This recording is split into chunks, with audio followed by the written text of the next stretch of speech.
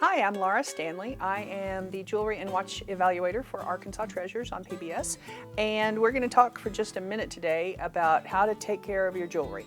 Everyone has all different kinds of jewelry, and all different kinds of jewelry has different requirements for how to keep it safe and how to keep it properly stored, but we're going to just talk about diamonds and platinum right now because that's fun. If you have, for example, a diamond and platinum ring, you want to keep it clean with your traditional jewelry cleaner. This has ammonia in it. You don't want to use it on your pearls, but it's totally fine with your platinum and your diamonds or your sapphires and your gold because it will clean it and keep it looking beautiful. When you're storing your jewelry, I personally like the plastic baggie system because I can see what's in. And if you'll notice, everything is in its own baggie. This pair of earrings I split up into two because I don't want them rubbing on each other because these are antiques and they're fragile and we want them to wear well.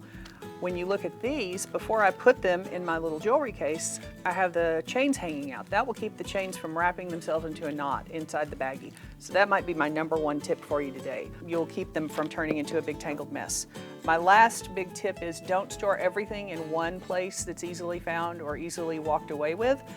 I personally like these little hidey books because I can put 2 or 3 things in here and put them on the bookshelf and nobody knows there's jewelry inside. Follow us on social media or at myarpbs.org/Arkansas Treasures for more.